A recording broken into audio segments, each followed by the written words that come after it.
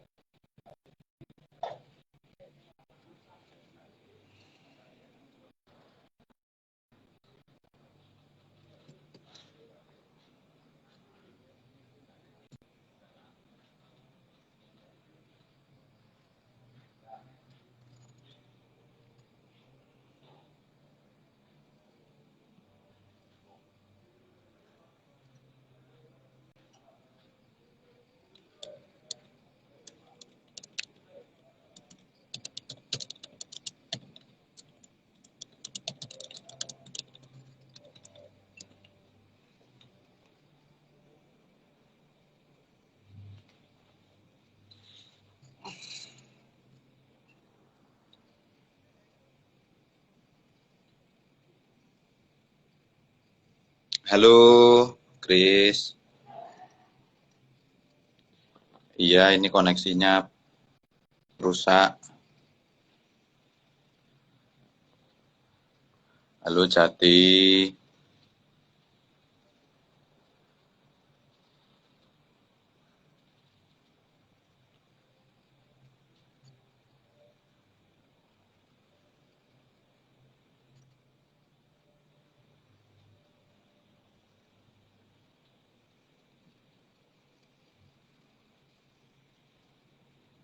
Halo, Gendron. Ya, Ya, bagaimana? maaf. Jose sudah agak lancar koneksinya? Ya, tadi saya punya dua kartu ini. Cadangan. Oh, enggak pakai WiFi gereja. Terputus tadi. Oh, oke. Baik, mungkin saya melanjutkan sedikit ya Jose ya, lalu mungkin Jose nanti bisa saya berikan kesempatan Jose untuk mempertajam apa yang saya sharekan. Begitu. Jadi tadi sempat terputusnya Jose ketika saya menyampaikan tentang ketika hal-hal yang sensitif itu menjadi bahan candaan itu sudah sangat cair gitu ya. Nah, saya mengambil contoh dari pengalaman studi intensif tentang Kristen Islam angkatan ketiga di Rumah Tembi, Jogja tahun 2019. Pada saat itu ada percakapan tentang baptis. Jadi yang hadir kan dari Islam Kristen, pendeta dan kemudian ustadz-ustadz muda begitu. Nah, dalam diskusi kelompok mereka yang menarik adalah seorang pendeta mempraktekkan cara baptis selam itu kepada seorang anggota atau peserta yang muslim begitu. Jadi lalu guyonannya adalah ini namanya saat itu katakanlah A gitu ya. Oh, ini A sudah dibaptis ini begitu. Jadi itu selalu menjadi guyonan begitu. Dan tidak tersinggung tapi mereka kemudian menjadi sesuatu yang justru mengakrabkan. Nah, jadi ketika saya rasa spirit dari baik itu Bung Karno dan juga Amir Saripudin adalah ketika yang partikularitas ini tetap menjadi bagian penting sebagai wujud penghormatan satu dengan yang lain, tapi tidak hanya berhenti pada penghormatan, tapi juga adalah kesediaan untuk mau belajar tentang keunikan masing-masing, mendiskusikan itu, menghormati itu, bahkan kemudian memperkaya pemahaman mereka tentang yang lain. Nah, ini yang menjadi tantangan kita saat ini kalau kita bicara tentang relevansi kemerdekaan Indonesia ya terkait dengan dialog agama-agama dalam saat ini adalah bagaimana kemudian kita tidak hanya berbicara tentang titik jumpa antar agama, tapi bagaimana kita menghandle ya, mengelola perbedaan keunikan masing-masing tanpa harus kemudian sampai saling menodai, saling kemudian melecehkan, tapi bagaimana kemudian penghormatan dan juga kemauan belajar pada keunikan itu menjadi sangat penting. Bagi saya, Amir Saripudin dan juga Bung Karno, founding fathers kita mengajarkan sesuatu yang berharga. Partikualitas, universalitas, titik jumpa, perbedaan bukan sesuatu yang harus dipertentangkan, kita memilih salah satu, tapi keduanya selalu hadir di dalam perjumpaan dan kesadaran beragama kita dalam konteks masyarakat yang majemuk. Itu Jose, pengantar saya. Mungkin Jose nanti bisa memancing dengan pertanyaan-pertanyaan ya. Silahkan, Jose. Ya, baik Pak. Terima kasih. Wah, menarik sekali terkait dengan tema kita. Kemerdekaan Indonesia dan dialog lintas agama, adakah relevansinya? Nah, jadi kalau yang saya tangkap bahwa founding fathers kita, terutama presiden pertama, yaitu Bung Karno, itu saya mau konfirmasi nih Pak, itu benar ya tadi kesadaran atau common concern akan keberagaman itu sudah ada sebelum kemerdekaan. Artinya sebelum negara merdeka mereka ini sudah memikirkan hal-hal tersebut untuk betul. kemajuan. Nah, ya itu mungkin yang pertama. Lalu yang kedua terkait dengan concern partikularitas dan universalitas. Nah, kira-kira sebenarnya kenapa kita tidak membeda-bedakan keduanya? Artinya di dalam partikularitas dan universalitas dengan juga kemerdekaan itu satu jalur yang sama-sama berdampingan. Kenapa itu tidak bisa dipisahkan? Mungkin bisa dijelaskan. Ya, baik Jose. Jadi kenapa tidak bisa dipisahkan? Karena pertama, ketika kita mencoba menggali pengalaman founding fathers kita, bahkan sebelum kemerdekaan, karena yang disampaikan oleh Bung Karno dan juga Amir Syarifuddin, Perdana Menteri kedua RI pada saat itu, begitu itu terjadi bahkan sebelum kemerdekaan kan, begitu kesadaran itu sudah muncul. Nah, kenapa tidak bisa dipisahkan? Karena ketika Amir Syarifuddin dan Bung Karno menyampaikan itu kan sebagai sebuah kesadaran personal mereka, yang kemudian mereka mengajak masyarakat Indonesia, setidaknya pada saat itu, atau Amir Syarifuddin gereja, untuk memiliki kesadaran yang sama, begitu. Nah, tapi ternyata tidak mudah, Jose. Gitu. Kalau kita bicara tentang peletakan dasar Pancasila, ketika Bung Karno bicara tentang 5 sila yang pada pertemuan 1 Juni itu dia menyampaikan Pancasila dalam urutan yang tidak seperti sekarang, kan intisari dari ketuhanan yang Maha Esa itu tidak begitu kemudian diperhatikan dan di-highlight lagi dalam konsep-konsep kesadaran keberagaman Indonesia saat ini, begitu. Nah, apalagi kemudian ketika dalam perumusan tentang dasar Indonesia Pancasila, itu kan ada pertentangan gitu antara yang nasionalis dengan yang mengendaki bahwa dasar Indonesia adalah berdasarkan agama tertentu. Piagam Jakarta tentang 7 kata yang terkait dengan syariah Islam misalnya. Itu kan menjadi bukti bahwa ternyata partikalitas universalitas sebagai sebuah kesatuan itu tidak semua menyadari begitu. Ada yang menekankan partikularitas saja dengan argumentasi kami mayoritas, sehingga kami punya hak untuk mendapatkan hak istimewa bahwa dasar keagamaan kami menjadi pondasi Indonesia. Tapi kan itu menarik ya, begitu. Karena itu menjadi sebuah dinamika yang terjadi yang sebenarnya sampai sekarang itu masih kita jumpai. Gitu. Jadi artinya yang terjadi pada zaman kemerdekaan, founding father sebenarnya itu terus-menerus terjadi sebagai sebuah dinamika yang mewarnai perjalanan kehidupan bangsa Indonesia ini, yang sekarang mungkin dikenal dengan politik identitas misalnya. Ketika Pilkada DKI, lalu 2019 bahkan Jokowi, presiden kita wanti-wanti atau mengingatkan jangan sampai politik identitas itu terjadi begitu. Nah, tetapi kita tidak bisa memungkiri bahwa setiap politik identitas itu tidak bisa dihindari kok begitu. Ketika bangsa Indonesia mengakui bahwa kita ini adalah bangsa yang majemuk tapi juga sekaligus religius. Nah, dinamika inilah yang kemudian kita harus handle begitu. Kita tidak kemudian politik identitas yang menekankan partikularitas agama sendiri tidak begitu. Nah, saya tertarik dengan statement dari Iqbal Hanaf, Dr. Iqbal Hanaf, beliau dosen di CRCS UGM. Beliau mengatakan bahwa politik identitas itu tidak selamanya buruk begitu. Ketika politik identitas itu diungkapkan dengan mengatakan saya mencoba untuk melindungi dan juga kemudian mendukung kelompok agama tertentu tanpa kemudian merendahkan yang lain. Nah, itu sebenarnya tidak masalah. Jadi politik identitas yang beradab gitu. Nah, kalau dalam bahasanya pidatonya Bung Karno tadi kan beragama yang berkebudayaan. Artinya apa? Beragama yang kemudian ya kita sadar kita memiliki dimensi identitas, partikularitas, keunikan, tapi itu dikelola tidak sampai merendahkan atau menghina atau kemudian menyingkirkan yang berbeda dengan kita. Nah, ketika politik identitas dilakukan secara beradab seperti itu ya tidak masalah begitu. Nah, tapi kan prakteknya partikularitas yang kemudian jadi politik identitas itu kan yang terjadi sekarang kan berbeda ya. Kelompoknya sendiri yang ditekankan, tapi kemudian menyingkirkan kelompok yang lain. Nah, ini yang sebenarnya tidak boleh terjadi. Nah, jadi itu Jose, yang kemudian kenapa itu menjadi sesuatu yang penting tidak dapat dilepaskan, karena ya dinamika yang terjadi sejak founding father itu terus terjadi sampai dengan sekarang. Nah, yang dibutuhkan sekarang adalah bagaimana kita terus merefleksikan spirit.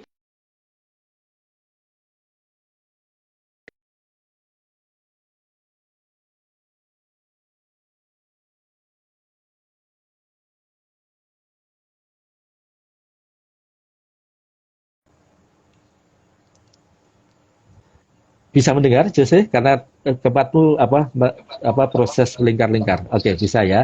Nah, itu jawaban saya, Jose. Ya. Ya, baik.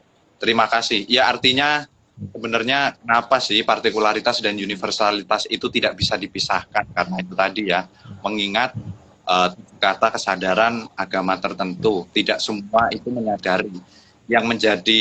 Yang saya fokuskan adalah tidak semua menyadari, Pak. Dan bahkan sampai saat ini masih terbawa.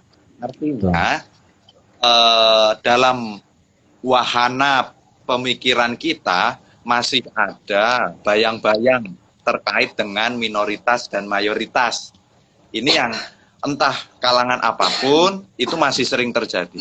Nah, kira-kira emang agak sulit sih, Pak, tapi yang sederhana kira-kira bagaimana sih membentuk kesadaran akan suatu ide yang diungkapkan oleh Bung Karno dan Amir Syarifuddin mengenai kesadaran akan partikularitas dan universalitas, karena kok dengan adanya tema ini kan kami merasa agak sulit gitu loh, tapi mungkin Pak Wahyu punya cara-cara tertentu untuk menumbuhkan semangat itu. Ya, ya baik, sebenarnya secara sederhana kok, Jose, dan rakyat Indonesia sebenarnya memiliki fondasi itu ya, dasar itu ya, begitu. Karena apa? Karena kalau kita bicara dalam sisi kearifan lokal, Indonesia itu, rakyat Indonesia punya modal untuk kemudian melihat itu. Gitu. Jadi yang pertama adalah modalnya adalah bagaimana kemudian rakyat Indonesia di dalam, kalau kita bicara tentang model-model dialog, kan ada dialog kehidupan, ada dialog teologis, dialog pengalaman iman, dan dialog karya, begitu. Nah, dialog kehidupan itu sebenarnya pondasi atau dasar yang menjadikan kita kemudian memiliki kesadaran tentang universalitas yang saya bahasakan sebagai titik jumpa, bahwa setiap agama memiliki kesamaan, tapi juga partikularitas yang berarti keunikan. Setiap agama juga memiliki keunikan, perbedaan masing-masing. Nah, dialog kehidupan ini adalah fondasi karena apa? Karena masyarakat Indonesia kan ini, dialog kehidupan ini kan dialog yang terjadi di dalam kehidupan keseharian. Gitu. Di dalam pos ronda kita jaga pos ronda pada malam hari di pasar, di dalam perkumpulan arisan RT dan seterusnya. Itu kan sebenarnya dialog kehidupan di mana kita yang berbeda bisa duduk bersama membahas tentang persoalan-persoalan apa sih yang sedang dihadapi oleh RT kita, oleh masyarakat kita, lalu apa solusinya. Nah, itu sebenarnya dalam rangka bicara tentang universalitas. Oke, kita sebagai bagian dari rukun warga atau rukun tetangga, kita pos ronda ini malam-malam, lalu kita ngobrol ngalor ngidul hal-hal yang santai, tapi kan sampai kemudian ini RT kita sedang mengalami ini, apa yang bisa kita lakukan. Nah, ini kan sampai pada tentang pembicaraan yang seperti dikatakan oleh Amir Syarifuddin, common consent-nya. Itu kan sepele, seringkali terjadi begitu. Nah, lalu yang partikularitasnya bagaimana? Bermacam-macam kalau di dalam dialog kehidupan itu. Ada yang kemudian sudahlah, kita tidak perlu bicara tentang perbedaan, kita memang sudah jelas berbeda, tidak perlu didiskusikan. Ada yang mengatakan seperti itu sebagai salah satu cara untuk kemudian kita menghormati partikularitas begitu.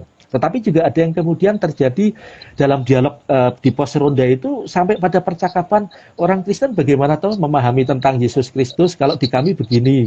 Nah, kalau di teman-teman Muslim berarti dijelaskan seperti itu, dialog teologi sudah terjadi. Nah, bagi saya gereja dan orang-orang Kristen adalah cairlah di dalam pergaulan kehidupan keseharian.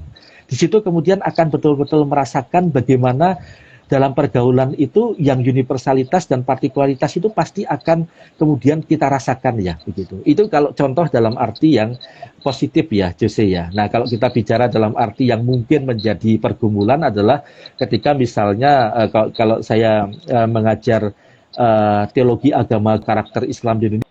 Jadi saya selalu memulai tentang bagaimana sih pengalaman perjumpaan para mahasiswa dengan yang lain, begitu. Dan ternyata sangat heterogen, sangat macam-macam.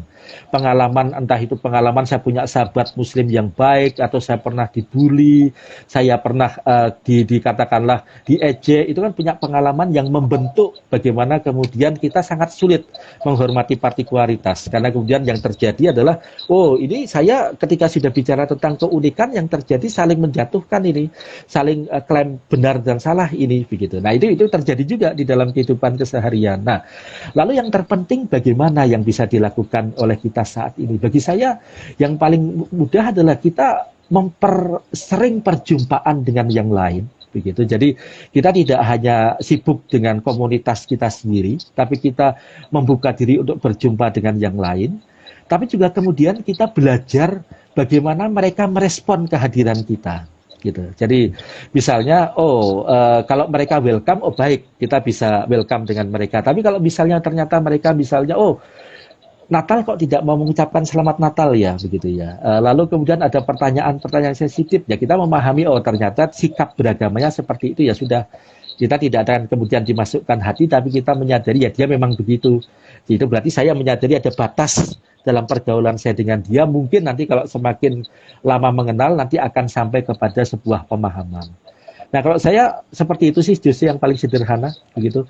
Jadi kalau bisa saya katakan bahwa ini sebagai sebuah dinamika yang terus terjadi sampai dengan sekarang, caranya ya kita membuka diri terus-menerus dengan perjumpaan kepada siapa saja dalam sebuah dialog kehidupan yang tulus dan juga yang katakanlah terbuka, penuh penghormatan. Begitu, Jose. Ya baik Pak. Jadi kendalanya ini kan masyarakat nih entah mereka mau untuk membuka kesadaran itu dengan ruang dialog, tapi kadang juga masih dilanda rasa takut. Nah, apa yang bisa membentengi orang-orang beragama tidak takut untuk berdiskusi, Pak? Kadang, nanti jangan-jangan saya malah jadi percaya agama situ dengan berdiskusi. Ternyata ini lebih baik, saya jadi ikut. Nah, ketakutan-ketakutan seperti itu kadang membuat kita tidak mau untuk belajar. Kan tadi Bapak mengatakan bahwa perjumpaan dengan sang lian ya, kita bisa bilang itu ya, dengan yang lain, harus dipersering, tapi tadi juga sempat mengatakan bahwa ada ketakutan yang terjadi. Nah, kira-kira bentengi pikiran-pikiran seperti itu dengan cara seperti apa, Pak? Ya, yang pertama yang harus kita lakukan adalah kita memetakan ketakutan kita ini apa, begitu ya.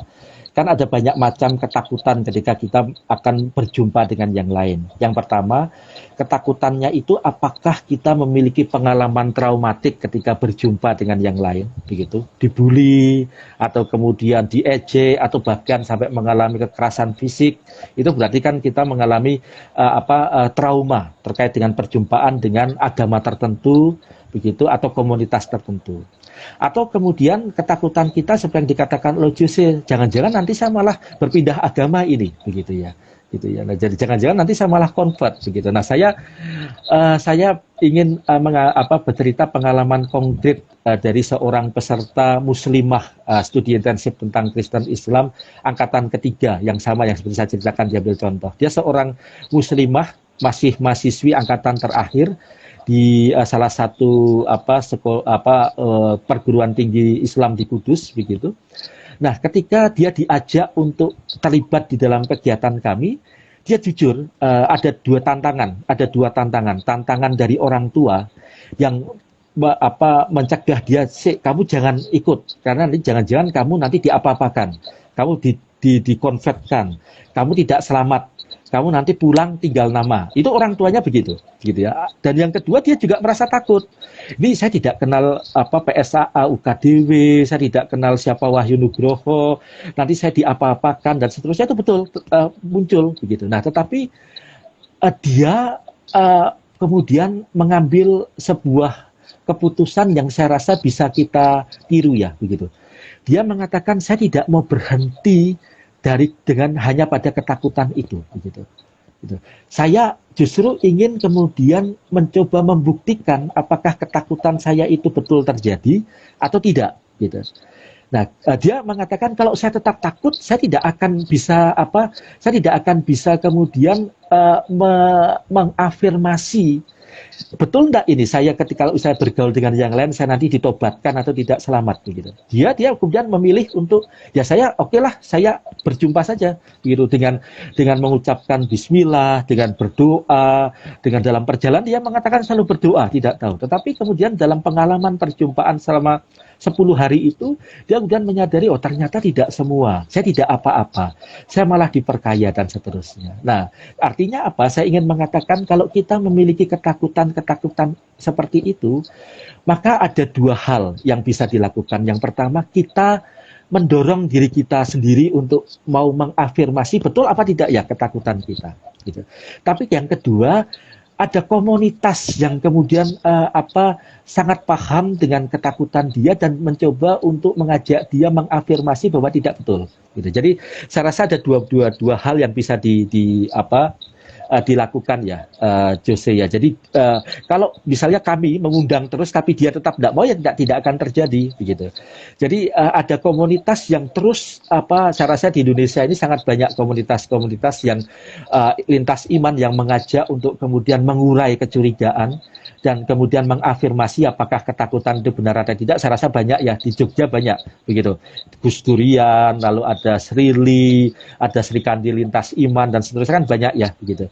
Tapi juga itu tidak akan efektif kalau yang bersangkutan tidak mau mendorong dirinya, wah saya harus mengafirmasi. Jadi betul apa tidak gitu ya. Nah, jadi itu tantangannya justru. Jadi saya rasa keberanian kita untuk kemudian kita mau keluar dari zona ketakutan kita itu bagi saya yang paling penting sekarang. Karena apa? Ya karena ke dalam keseharian kita berjumpa kok terus-menerus dengan yang lain. Begitu. Nah, itu sebetulnya yang saya bisa sarankan sih, Jess, ya. Begitu. Nah, kalau misalnya dalam konteks yang lebih luas gereja begitu, di dalam beberapa kesempatan saya selalu kemudian mengatakan sekarang gereja sudah waktunya untuk mengadakan katekisasi tidak hanya di gedung gereja gitu. Ketika bicara tentang sikap terhadap agama yang lain ya tidak cukup itu hanya dibicarakan di gedung gereja di ruang kelas katekisasi, tapi mengajak mereka untuk keluar gitu, mengalami perjumpaan konkret dalam katekisasi yang sifatnya pengalaman ya, mengajak mereka mengalami. Saya selalu mendorong gereja-gereja untuk melakukan itu karena ya mau tidak mau sekarang ya harus begitu. Untuk anak-anak muda gitu. Kalau yang orang-orang tua mungkin ya itu sudah misalnya sudah sangat mendarah daging ya oke lah kita bisa pahami. Tapi sekarang kan generasi mudanya itu kemudian yang harus kita dorong untuk mengalami perjumpaan seperti itu. Itu Jose yang bisa saya sarankan. Ya baik Pak. Tadi menarik ya pengalaman dari salah satu mahasiswi, betul ya Pak ya, mahasiswa. Ya. Yang belajar tentang dialog Kristen Islam ya, awalnya ini betul terjadi nggak, jangan-jangan nanti aku dibaptis ya, kadang pikirannya kan kayak gitu, nanti aku dengan adanya keberanian, dengan adanya kemauan untuk belajar sehingga dia mau keluar dari pikiran-pikiran takutnya itu, dan ternyata bukan dia bertobat tapi dia malah mendapatkan yang lebih lebar lagi. Ini sangat tentang wahana dan cara berpikirnya. Nah, lalu yang kemudian, yang selanjutnya, sebelum saya lanjutkan diskusi, saya juga di sini sudah ada 15 penonton, monggo teman-teman, silahkan jika ada pertanyaan, boleh langsung ditanyakan di kolom komentar atau bisa juga langsung diberikan pada kolom pertanyaan yang sudah tersedia. Jadi jangan ragu-ragu untuk bertanya, daripada nanti tidak ditanyakan rugi karena kita cuma sekali di sini, hanya sampai maksimal jam 9 dan kemerdekaan yang 77 hanya tahun ini, tidak tahun depan ya Pak. tahun sudah Tahun 7. depan 78 sudah. Ya, pitulungannya cuma satu. Kalau ini kan pitulungannya double. Jadi monggo silahkan gunakan kesempatan yang sangat lebar ini untuk kita berdiskusi. Nah, mungkin bisa dilanjutkan Pak mengenai kembali ke topik tadi tentang Amir Syarifuddin dan Bung Karno. Dalam konsep partikularitas dan universalitas. Bapak sendiri pengampu sebuah mata kuliah agama-agama dan pernah menjadi seorang pendeta. Nah, apakah sekarang masih pendeta Jose? Bukan pernah menjadi seorang pendeta, sekarang masih pendeta. Masih pendeta khusus ya. Apakah pengalaman dan perjumpaan partikularitas dan universalitas selama Anda menjadi dosen dan selama Bapak menjadi pendeta hingga hari ini itu sudah dilakukan oleh gereja-gereja?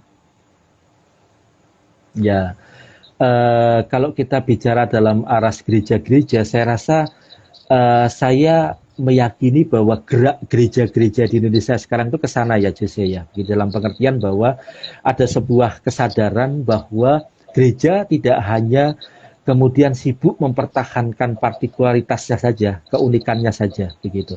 Dengan kemudian menjaga doktrin, dogma gereja, dan seterusnya, tapi juga ada kesadaran bahwa kemudian perjumpaan itu menjadi sebuah keniscayaan saat ini, begitu. Nah, jadi itu kenapa saya mengatakan saya meyakini itu, karena kalau di dalam mata kuliah agama dan kepercayaan atau teologi agama-agama kan selalu mengajak mahasiswa untuk di perkuliahan awal itu wawancara dengan pendeta dan majelis.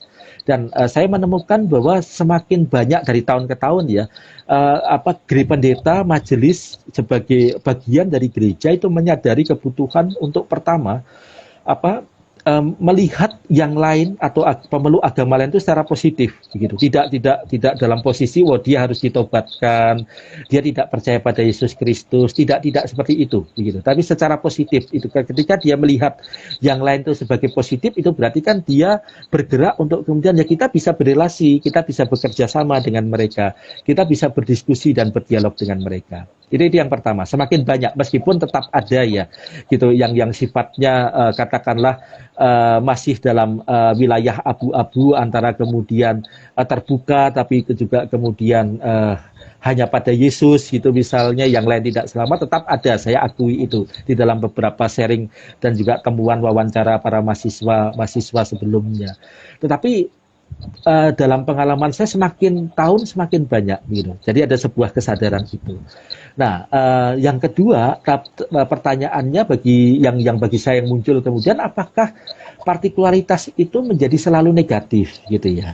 Nah, ini kan sebenarnya lebih kepada bagaimana kita membahasakan dan juga memahami partikularitas itu apa sih gitu. Apakah partikularitas itu hanya sebagai truth claim kebenaran, bahwa Yesus adalah jalan kebenaran dan hidup, dan yang lain yang tidak percaya pada Yesus Kristus tidak selamat dan seterusnya, apakah hanya itu? Atau ketika kita bicara tentang relasi dengan agama lain, dialog dengan agama lain, kita lalu merelativisir hal itu. Saya rasa tidak lagi dipahami seperti itu. Tapi bagaimana gereja kemudian melihat bahwa bagaimana saya berjumpa dengan yang lain, bagaimana saya berdialog yang lain tanpa kehilangan komitmen saya kepada Yesus Kristus. Nah, ini kan yang sebenarnya terus-menerus dan semakin saya sering jumpai di dalam gereja-gereja ya. Bagaimana jemaat itu tetap beriman pada Yesus Kristus, tapi dia memiliki keterbukaan, toleransi, common consent dengan yang lain dan mau bekerja sama dengan yang lain. Gitu. Nah, jadi itu yang pertama, Jesse, dari pengalaman hasil wawancara dari para mahasiswa yang mengambil mata kuliah yang saya ampu.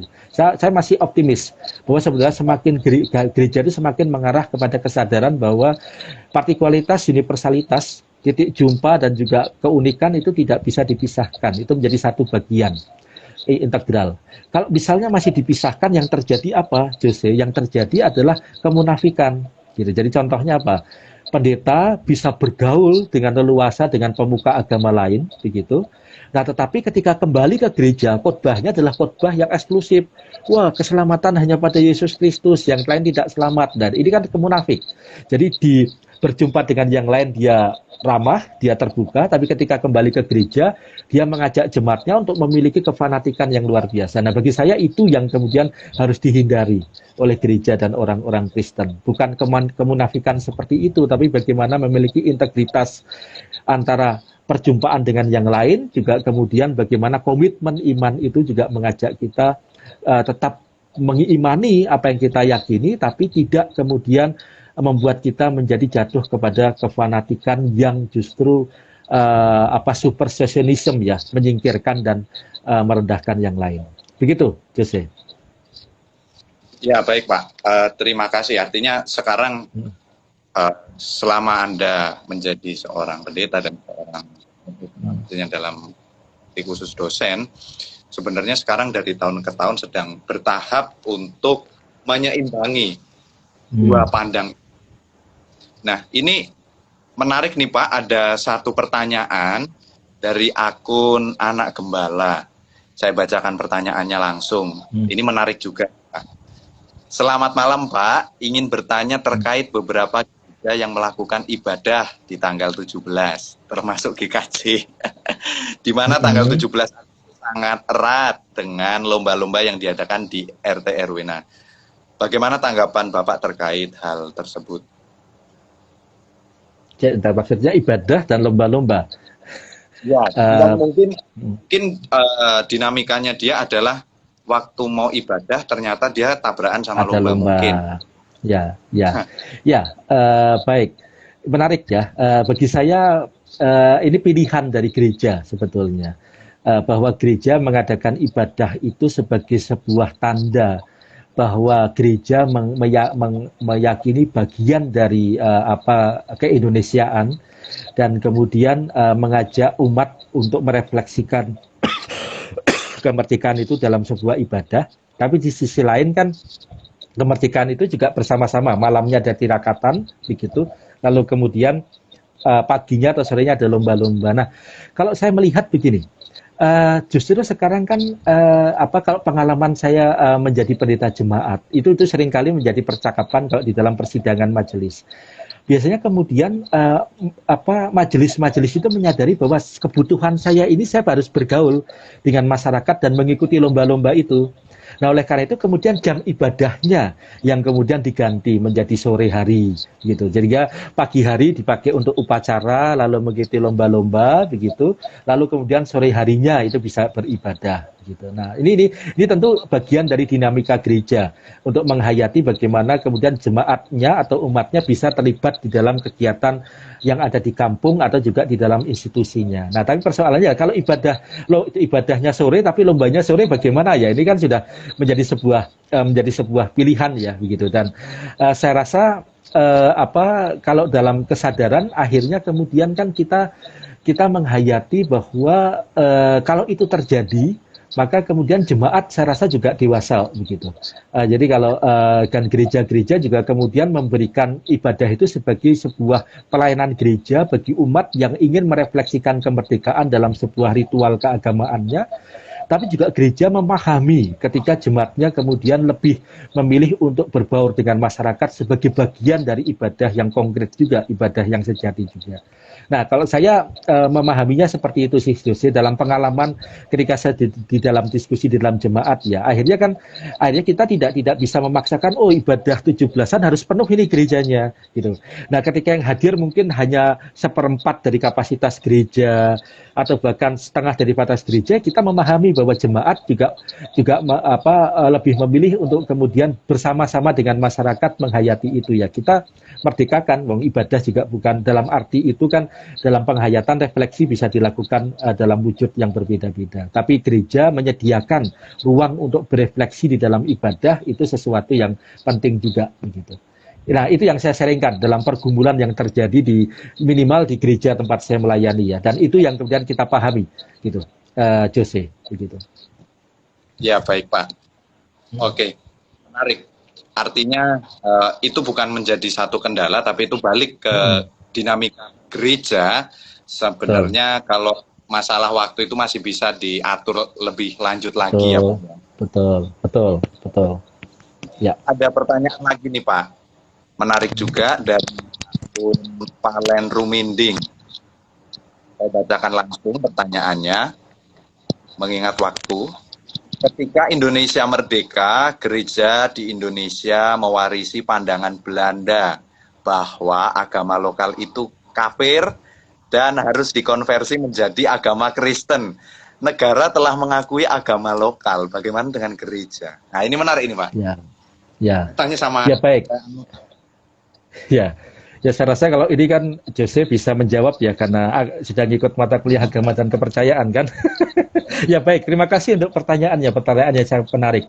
Sebagai orang Kristen di Indonesia, kita harus mengakui bahwa ada fase, bahkan mungkin ada beberapa yang sampai sekarang ya masih melihat bahwa aliran kepercayaan atau agama leluhur begitu itu masih berada startnya di bawah gereja atau bahkan bukan sebagai agama, dan itu menjadi objek untuk misionaris begitu ya, untuk diinjili, untuk dikonvertkan dan seterusnya. Kita harus mengakui bahwa pada masa-masa dulu ada pemahaman seperti itu, dan memang banyak dipengaruhi oleh para misionaris yang dia hanya melihat agama dari kacamata kekristenan yang berbeda dengan Kristen, ya harus ditobatkan. Kita harus mengakui itu. Bahkan di gereja-gereja yang aliran utama kan harus mengakui itu ada bagian dalam pengalaman berteologi dan juga bergerejanya begitu. Nah, tetapi kalau misalnya ditanya sekarang, saya rasa saya bisa mengawalinya dengan bagaimana respon PGI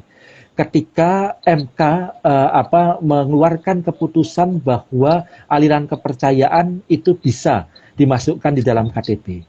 Nah, PGI yang adalah mungkin dia tidak bisa dikatakan sebagai representasi gereja-gereja secara utuh ya, tapi sebagai eksistensi gereja yang kemudian dia adalah lembaga yang kemudian di dalamnya ada gereja-gereja yang menjadi anggota, mereka mendukung dan kemudian mengatakan bahwa ya ini Indonesia gitu, bahwa agama-agama leluhur dan juga aliran kepercayaan itu harus diakui eksistensinya, dan salah satu tanda pengakuan eksistensinya itu adalah dimasukkan di KTP. Karena ketika dimasukkan di KTP, hak-hak sipil mereka akan terpenuhi kan begitu.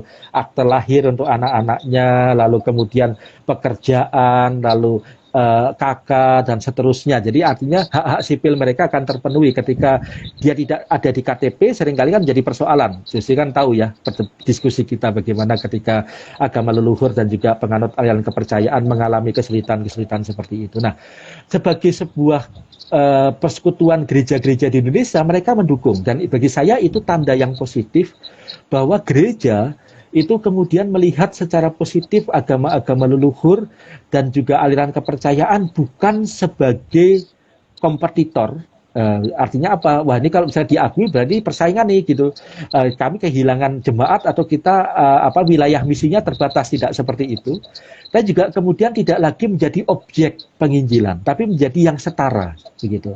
Nah, bagi saya ini menarik, dan itu sebenarnya terbukti ketika misalnya selama pandemi tidak sedikit gereja-gereja mengadakan webinar dan mengundang penganut aliran kepercayaan atau agama leluhur untuk menyampaikan kesadarannya, mengenalkan dirinya, berdiskusi tentang tema ekologi, tentang tema spiritualitas. Itu menjadi sebuah tanda pengakuan akan eksistensi. Meskipun saya tidak memungkiri bahwa masih ada beberapa yang melihat seperti itu, tapi saya rasa ini menjadi sebuah tantangan untuk gereja ketika kita bicara tentang siapa sesamaku.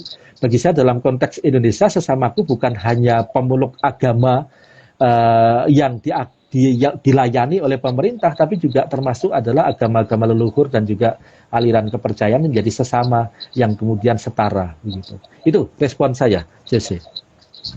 Ya, terima kasih Pak. Ya, yang nanti akan selalu saya ingat bahwa dalam agama dan kepercayaan lokal, kalau nggak salah semester 2 ya Pak, bahwa memang gereja sebenarnya dalam artian juga di sini ada PGI, ini mendukung dan melihat secara positif, bukan sebagai kompetitor. Artinya kita sudah setara, dan saya selalu mengingat ajaran agama kepercayaan lokal itu bersifat alamiah. Artinya mereka sangat menghormati alam, dan ini juga perlu menjadi kacamata penting bagi kita agama-agama, 6 agama besar di Indonesia. Bukan berarti lebih besar, tapi yang lebih populer seperti itu.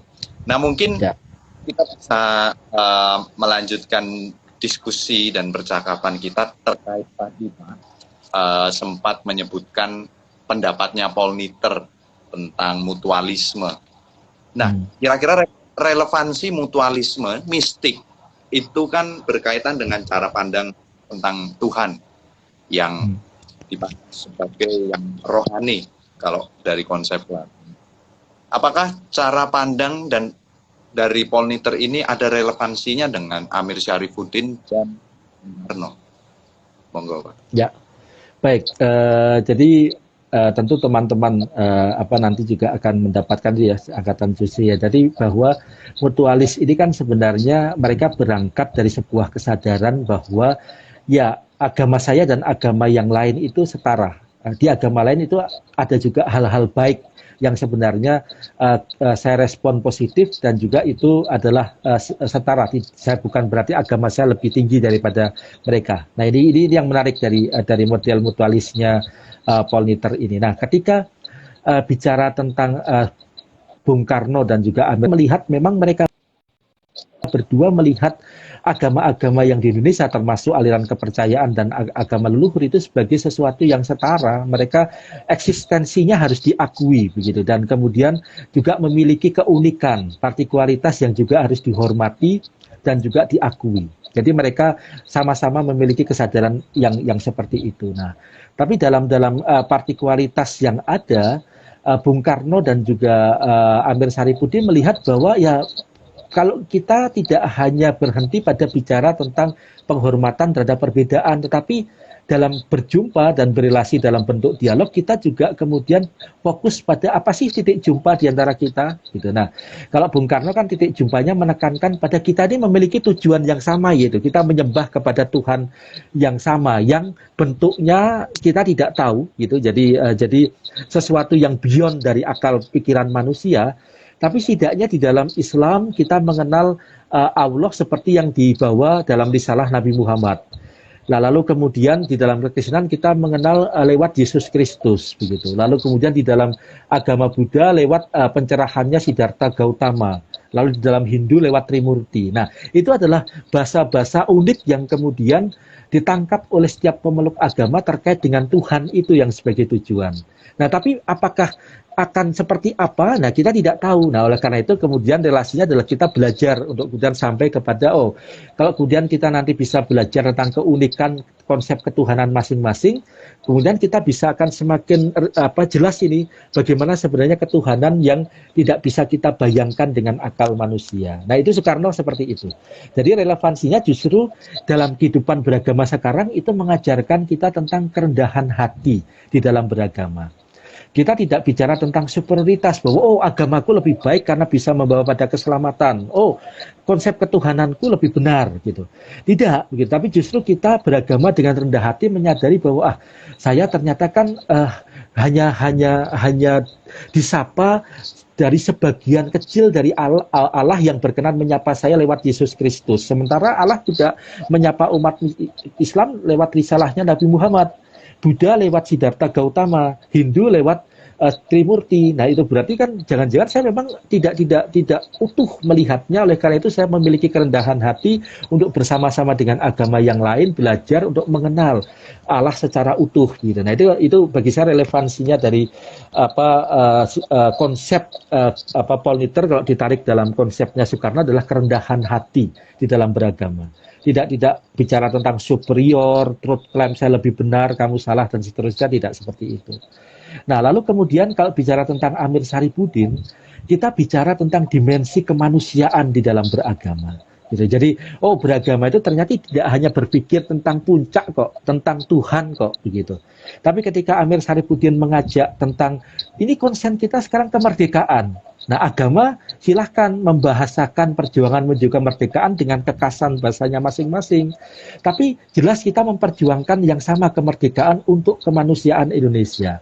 Nah, mutualisnya Paul Niter pada jembatan etis praktis tentang apa sih yang menjadi keprihatinan kemanusiaan bersama.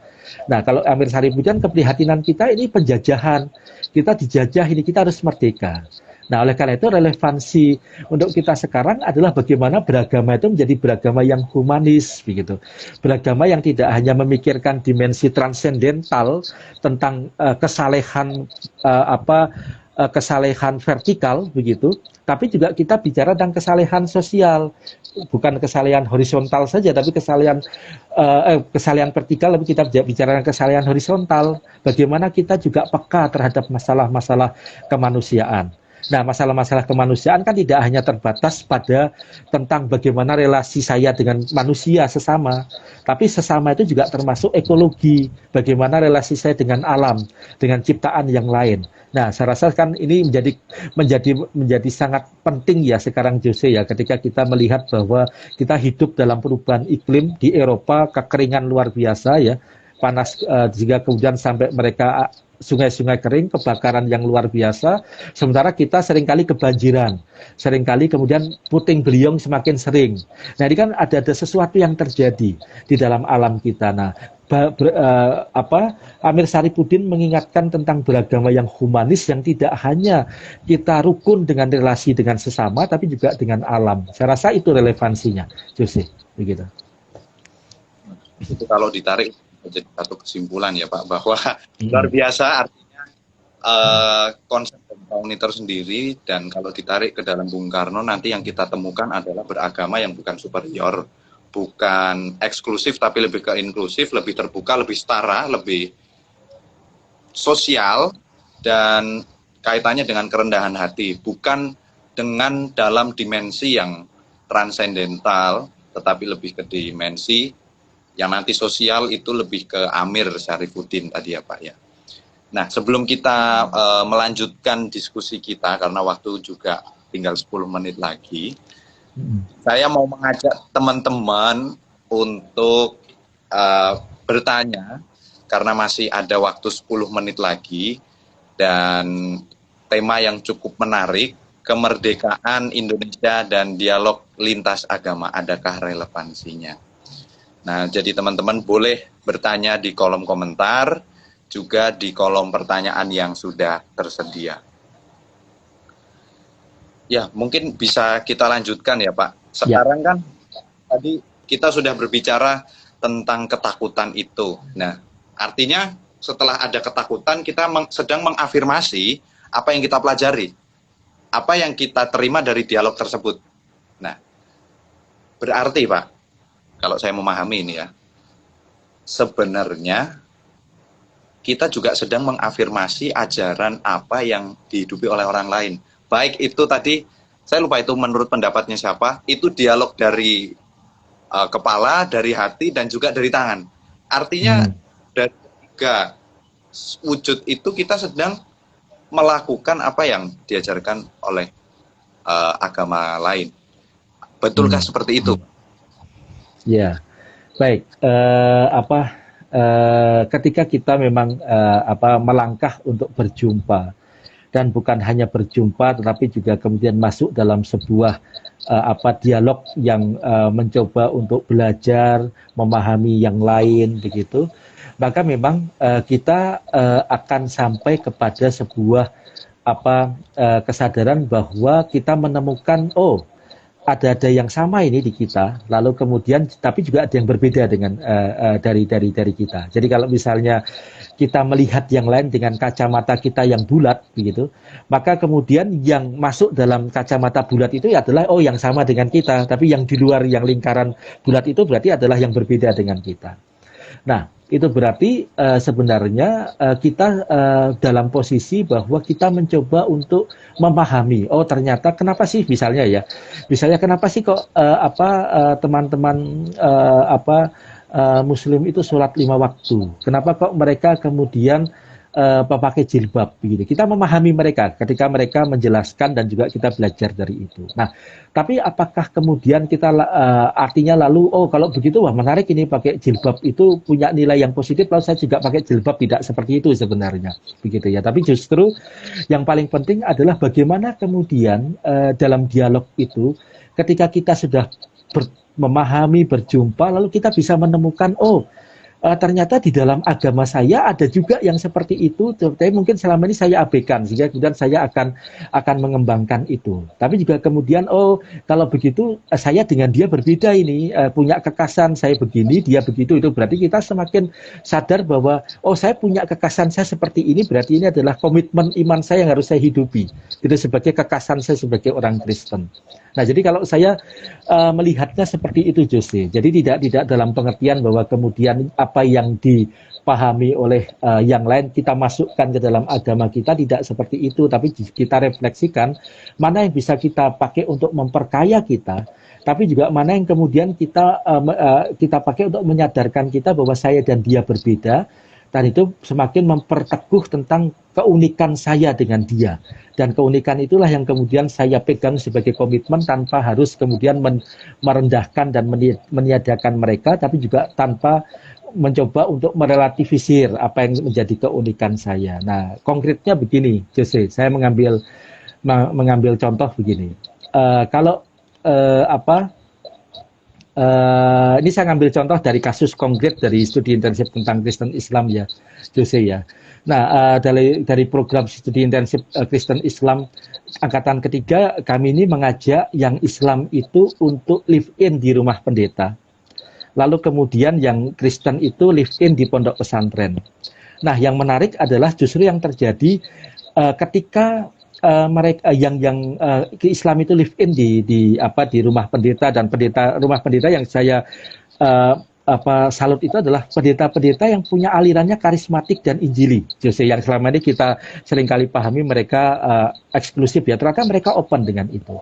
Nah, dalam refleksi seorang muslimah ini dia belajar misalnya begini, oh ternyata gereja itu tidak selalu megah ya. Gereja itu ternyata sangat sederhana. Kebetulan rumah pendeta itu kemudian kalau hari Minggu berubah menjadi tempat ibadah. Lalu dia oh demikian sederhananya gereja itu. Lalu kemudian dia juga ada yang lain, ada kesempatan itu ikut perjamuan kudus. Dia memegang roti dan anggur, tapi apakah meminum dan memakannya itu dia tidak mau menjelaskan itu, tapi dia memegang itu dan difoto gitu. Nah, artinya dia belajar sesuatu yang dia tidak temukan di agamanya. Tapi kan bukan berarti dia kemudian, kalau begitu saya perlu masukkan ini roti dan anggur untuk di dalam agama saya, tidak. Tapi dia belajar sesuatu dari sana. Nah, yang menarik juga adalah yang keluarga pendeta itu belajar sesuatu juga. Dia kemudian belajar, oh ternyata teman-teman Islam itu tidak semua seperti yang saya bayangkan sebelumnya, Pak Wahyu. Yang saya rasa keras, radikal, ekstrim, ternyata ada juga teman-teman Muslim yang bersahabat.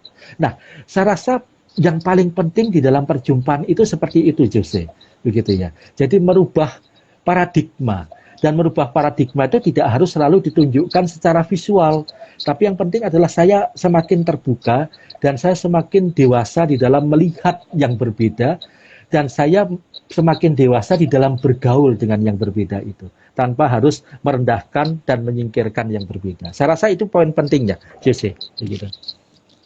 Wah, kasih sekali Pak, ini agaknya menampak ya ini dengan perjumpaan gitu ya? Dengan yang lain itu justru kita sebenarnya disadarkan Pak.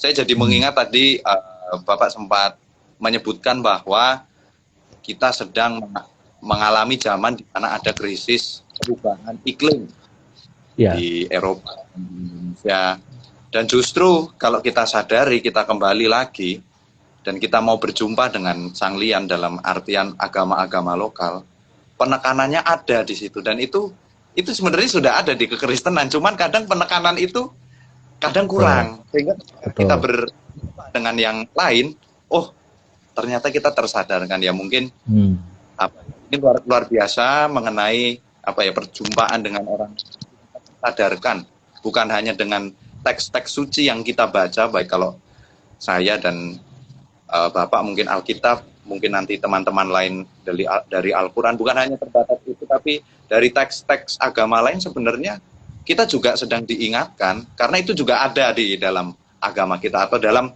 kacamata yang bundar itu tadi, yang kira-kira bisa kita adopsi. Mungkin waktu tinggal menunjukkan pukul 21:57, tinggal 3 menit lagi. Monggo teman-teman, ada 3 menit untuk pertanyaan di kolom komentar dan kolom pertanyaan.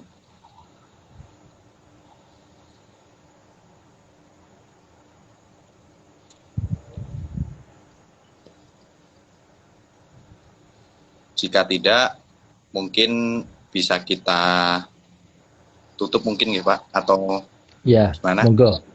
Ya, silahkan. Ya. Jose. Karena waktu sudah menunjukkan pukul 9 kurang 2 menit ini. Ya mungkin sedikit dari yang saya dapatkan tentang diskusi panjang.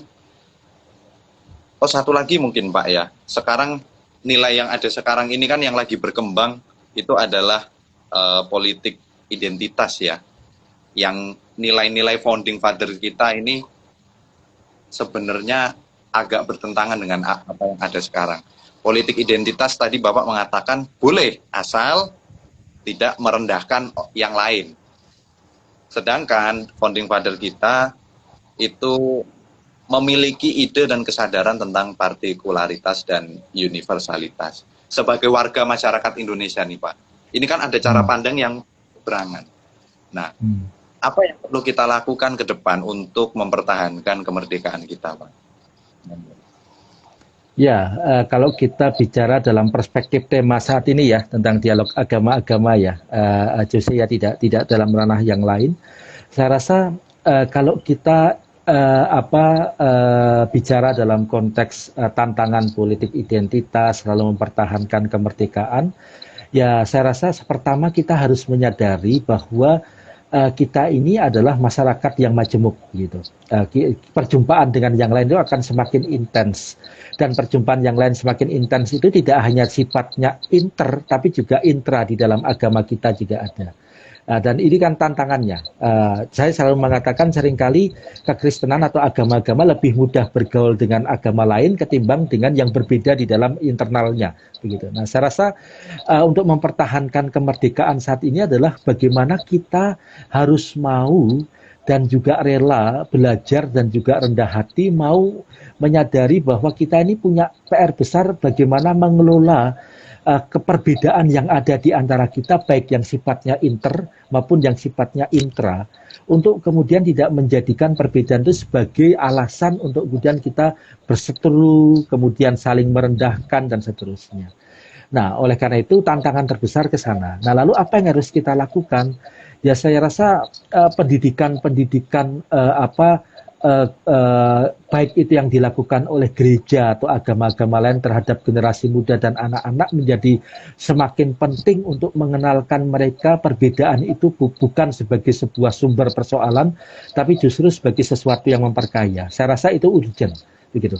Selama masyarakat Indonesia terbiasa berjumpa dengan perbedaan, kalau dengan hal yang sama kan is okay ya, tidak akan masalah. Tapi selama kemudian masyarakat Indonesia sudah sangat makin dewasa untuk merespon perbedaan-perbedaan yang ada, tanpa harus merendahkan, tanpa harus kemudian menjatuhkan, maka saya rasa itu menjadi salah satu sumbangan umat beragama untuk mempertahankan kemerdekaan Indonesia. Saya rasa itu, Jesse. Ya, baik. Terima kasih dan luar biasa. Artinya kita tetap mau nggak mau harus berani tetap berdialog, karena kita terus semakin ke depan kita bukan semakin mencari kesamaan ya, bukan semakin eksklusif, tetapi justru semakin inklusif dan harus semakin terbuka. Nah, mungkin itu dari diskusi malam hari ini. Dan terima kasih buat teman-teman yang sudah bergabung. Nanti akan ditutup dengan closing statement dari Pak Wahyu Nugroho.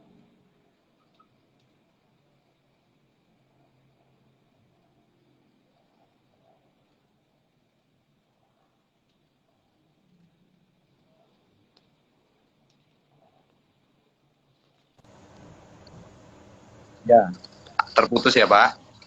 Ya, terputus tadi. Ya. Ya, karena waktu sudah menunjukkan pukul 9 lebih 2 menit, mungkin bisa kita tutup. Ada mungkin sedikit sih Pak closing statement buat tema kita, kemerdekaan Indonesia dan dialog lintas agama. Adakah relevansinya? Monggo, Pak. Ya, kalau saya sederhana saja, Jose, untuk mengakhiri saya hanya menegaskan kembali ketika kita bicara tentang kemerdekaan Indonesia dalam kaitannya dengan konteks kemajemukan beragama di Indonesia, perjumpaan dengan agama lain itu akan menjadi sebuah keniscayaan sebagai sesuatu yang akan intens kita temui. Nah, oleh karena itu, kemauan dan keberanian kita untuk berjumpa dengan mereka, tapi juga secara dewasa belajar dari perbedaan, maka itu adalah salah satu cara kita sebagai umat beragama ikut ambil bagian di dalam mempertahankan dan juga berkontribusi mengisi kemerdekaan Indonesia. Sehingga kita tidak lagi harus mendengar tentang bagaimana satu dengan yang lain berkonflik hanya karena masalah ketidakmampuan untuk menghandle dan mengelola perbedaan atau keunikan dari setiap agama yang ada di Indonesia. Saya rasa itu panggilan kita bersama sebagai umat beragama, Jose. Itu saja, ya, Jose. Ya. Terima kasih. Artinya perjumpaan agama lain adalah keniscayaan. Dengan berjumpa, kita justru belajar dengan lebih banyak lagi. Ya mungkin dari saya juga cukup mengenai diskusi ngasik episode yang ke-21, kemerdekaan Indonesia.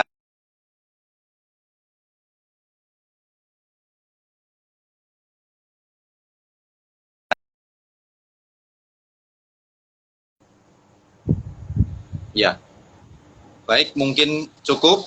Terima kasih buat teman-teman yang sudah bergabung. Terima kasih buat para partisipan dan teman-teman yang juga sudah menjawab pertanyaan yang ada di story yang sudah mengkontribusikan pertanyaannya, ide-ide itu supaya kami bisa semakin berkembang di dalam dialog lintas agama. Tentu ada relevansinya, tentu kita semakin dewasa untuk menerima keberagaman yang ada. Mungkin cukup, sekian dari kami. Ya.